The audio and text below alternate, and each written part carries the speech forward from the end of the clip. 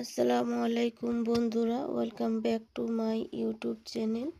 আজকে আমি আবারও চলে এসেছি আপনাদের সামনে আরও নতুন একটা ভিডিও নিয়ে। তো আজকে আমরা কাটিং শিখবো এই থ্রি পিসটা।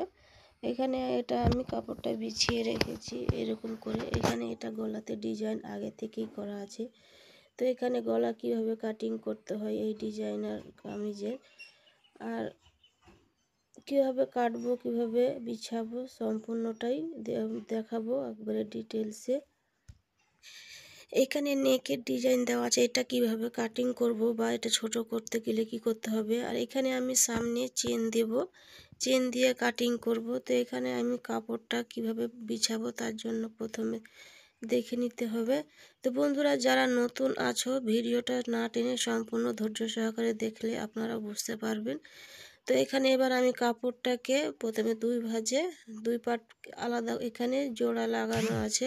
তো এখানে আমি পার্ট দুটোকে প্রথমে আলাদা করে নিচ্ছি। এখানে আমি সেলাইটা খুলে একটা পার্ট পিছন পার্টটা আমি সরিয়ে এখানে রেখে দিচ্ছি।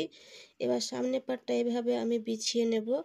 তো এখানে এইভাবে নেকের মিডিল বরাবর এরকম করে ধরবো, একটু যাতে এদিক ওদিক না হয় একবারে সমান করে ধরবেন।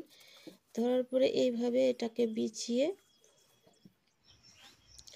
সমান করে যে নেকের ডিজাইন আছে এটাকে আমি চেক করে নেব যে দুটোই নেক একে অপরের উপর আছে না, এদিক ওদিক সরে গেছে। এটাকে সমান করে ধরে এভাবে বসিয়ে নেবেন সুন্দর করে। তারপর পুরো কাপড়টাকে ভালো করে মেল করে নেবেন। তো এভাবে আমি এটাকে সুন্দর করে এখানে আমি প্রথমে বিছিয়ে নিয়েছি। বিছিয়ে নেওয়ার পরে এবার এই যে এখানে এবার আমি মাপটা নিয়ে নেব, কোন মাপে কাটিং করব সেটা আমি দেখে নেব। তো এখানে আমার ছাতির মাপ আছে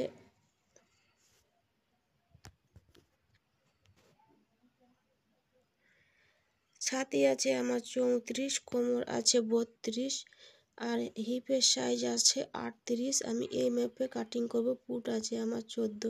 তো এখানে গলা আমার অতটা বড় নয়, এটা যেটা আছে এখানে হাফ ইঞ্চি, এখানে 2.5 ইঞ্চিতে আমি এখানে দাগ দিয়ে নিচ্ছি। তো 3 ইঞ্চি চওড়া আছে, তো হাফ ইঞ্চি সেলাই মার্জিনে চলে যাবে। তো প্রথমে আমি এখানে পুট লাইন টেনে দেবো, সোজা করে দাগটার কাট টেনে দিচ্ছি। এখানে টেনে দেবেন। তারপরে এখানে আমি পিছন গলার ডিপ হবে, ওই জন্য সরাসরি আমি 6 ইঞ্চিতে আমি নিয়ে নিচ্ছি পুটের মাপ। যেখানে পুটের মাপ শেষ হবে সেখান থেকে এখানে শুরু হয়ে যাবে আর্মহোলের মাপ। এখানে আমি আর্মহোলের জন্য নিয়ে নেব 6 ইঞ্চি, 6.5 ইঞ্চি নেব, 6 ইঞ্চি 2 সুতো। তারপরে এখান থেকে আর্মহোলের এখানে নিচে 2 ইঞ্চিতে আমি একটা দাগ দিলাম। তারপরে পুট লাইন থেকে এখানে কোমরের জন্য 14.5 ইঞ্চিতে একটা দাগ দিলাম। আর এখানে হিপ সাইজের জন্য 20.5 ইঞ্চিতে 20.5 ইঞ্চিতে আমি একটা দাগ দিলাম। আর এখানে আমি আর্মহোলে রাউন্ড শেপ দিয়ে দিয়েছি। তো এখানে আমি ছাতির মাপের জন্য যে আর্মহোলের মাপ থেকে নিচে 2 ইঞ্চিতে দাগ দিয়েছি, এখানে আমি মাপটা নেব। তো এখানে ছাতি আছে আমার 34, তার সাথে 2 ইঞ্চি যুক্ত করে হয়ে যাবে 36। এবার 36কে আমি 4 দিয়ে ভাগ করে এখানে আমি 9 ইঞ্চি হবে, 4 নং 36। 9 ইঞ্চি নিলাম, এক্সট্রা 1.5 ইঞ্চি সেলাই মার্জিন। এবার এখানে কোমরের মাপ আছে 32, এখানেও আমি 2 ইঞ্চি যুক্ত করে 34 হবে। এখানে 34কে 4 দিয়ে ভাগ করে 8.5 ইঞ্চিতে এখানে দাগ দিলাম, আবার 1.5 ইঞ্চি সেলাই মার্জিন। এবার এখানে হিপে এখানে আছে আমার 38, এখানে আমি 2 ইঞ্চি যুক্ত করে আমার 40 হলো। এখানে আমি 10 ইঞ্চিতে দাগ দিলাম, আবার 1 ইঞ্চি সেলাই মার্জিন এখানে নিয়েছি। এবার এখানে যে আমি এখানে 2 ইঞ্চি নিচে যে দাগটা দিয়েছি, এখানে তিরছাভাবে না টেনে এখানে এভাবে সোজাভাবে আমি দাগটা দিয়ে দিব। এই দাগটা এভাবে দিলে আর্মহোলের নিচে যে ঝোল আসে এখানে কাপড়টা, এই ঝোলটা আসবে না। এবার আমি দাগ বরাবর পুরোটাই দাগটা টেনে দিয়েছি। এখানে ঝোলটা তিরছাভাবে দিলে এখানে কাপড়টা ফুলে থাকে, আর এইভাবে দিলে সোজা করে এখানে কাপড়টা ফুলে থাকবে না। তো এই পর্যন্ত আমার দাগ টানা কমপ্লিট হয়ে গেছে। এবার এখানে এটা সোজা করে আমি দাগটা টেনে দেবো নিচ বরাবর। তারপরে এখানে আর দাগ বরাবর আমি পুরোটাই কাটিংটা আমি করে নিচ্ছি এখানে। তো এই যে দেখতে পাচ্ছেন আমি এরকম করে পুরোটাই কাটিংটা করে নেব। তো এইটুকু কাটিং করা আমার হয়ে গেছে। এবার এটা আমি একটু সামনের দিকে টেনে নেব। টেনে নেওয়ার পরে এখানে আমি দাগটা ভালো করে সিকিউর করে নিচ্ছি। করে নেওয়ার পরে এখানে এবার এটুকু সমান করে তিরছা করে আমি পুরোটাই কেটে নিলাম। কেটে নেওয়ার পরে এই পর্যন্ত আমার এটা কাটিং করা কমপ্লিট হয়ে গেছে। এখন গলার মাপটা আমি এখানে কাটিং করব না, কারণ এটা আমি বক্রম দিয়ে তৈরি করব। তো এটা এখন সরিয়ে বেঁধে খেয়েছি সামনের পাটটা বা পিছন পাটটা আমি এরকম করে বিছিয়ে নিচ্ছি। এক সাইড থেকে এটাকে বিছাতে হবে, কারণ এখান থেকে হাতার অংশ বার করে নিতে হবে এক সাইড থেকে। তো এইভাবে এক সাইড থেকে ধরে যতটা আমার কাপড়ের প্রয়োজন হিপ সাইজ থেকে মাপ করে ততটা আমি বিছিয়ে নিব। তারপরে এইভাবে পিছন পাটের ওপর সামন পাটটা এইভাবে রাখবো, এইভাবে সমান করে রাখবো। রাখার পরে ভালোভাবে বিছিয়ে নেব।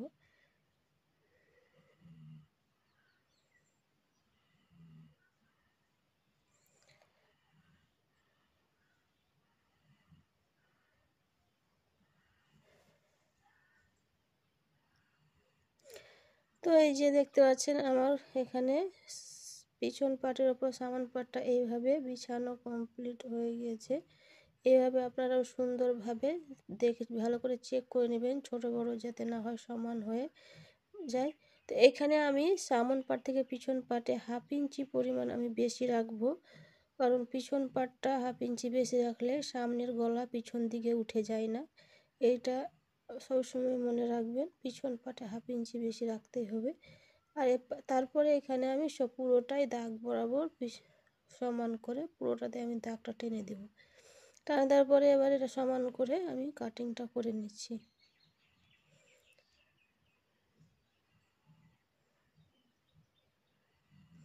এখানে মেন লাইনে এখানে আমি এবার কোমর লাইনে হিপ লাইনে ছোট ছোট করে কুটকা দিয়ে চিহ্নিত করে নেব।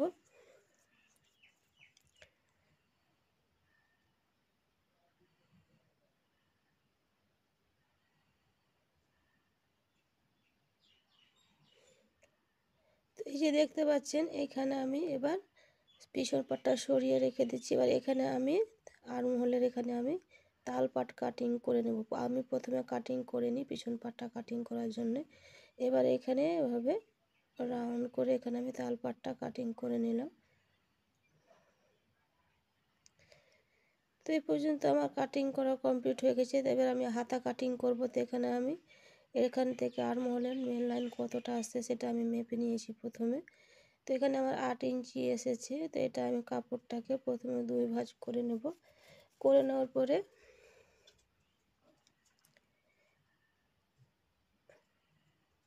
এভাবে সমান করে বিছিয়ে নেব। তো বিছিয়ে নেওয়ার পরে এবার এভাবে ভাঁজ করে আমি 4 পার্ট করে নিয়েছি কাপড়টা।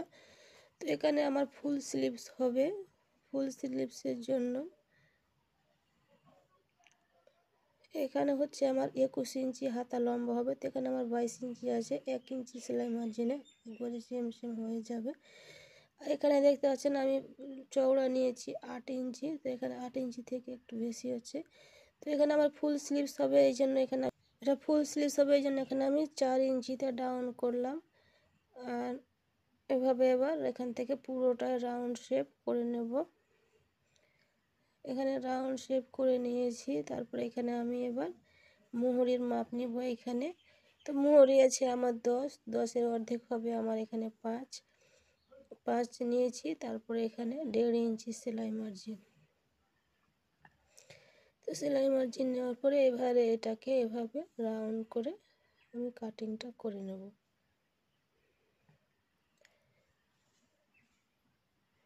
তো এবার আমার খাতা কাটিং করা কমপ্লিট হয়ে গিয়েছে। এবার এটাকে কাপড়টাকে মেল করব, 2 পার্ট আলাদা করে ধরবো একসঙ্গে।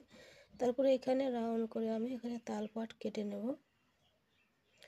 তো আমার এখানে তাল পাট কাটিং করা কমপ্লিট হয়ে গেছে। তো এবার এখানে সামনে একটা কুটকা দিয়ে এটা চিহ্নিত করে নেব, যে বুঝতে পারি যে এখানে আমি এটা সামন পাট পিছন পাট। তো আমার কামিজ কাটা কমপ্লিট হয়ে গেছে। এখান থেকে পট্টি পাইপিং সব কিছু বেরিয়ে যাবে। তো এই যে এবার আমি দেখিয়ে দিচ্ছি এটা কেমন হয়েছে দেখতে। এরকম করে এই যে এটা হাতা আর এখানে বডি পার্ট আমার পুরোটাই কাটিং করা কমপ্লিট হয়ে গিয়েছে। তো বন্ধুরা, ভিডিওটা কেমন লাগলো এক কমেন্ট করে অবশ্যই জানাবেন। যদি বুঝতে অসুবিধা হয় তো আমাকে কমেন্ট করবেন, আমি আরও ডিটেলসে বুঝিয়ে দেওয়ার চেষ্টা করব। আর আজ যারা এখনও আমার চ্যানেলটা সাবস্ক্রাইব করেনি, সাবস্ক্রাইব করে দেবেন, আর যারা করে রেখেছেন অসংখ্য ধন্যবাদ। আজকের মতো এ পর্যন্তই, দেখা হবে পরবর্তী ভিডিওতে। আসসালামু আলাইকুম।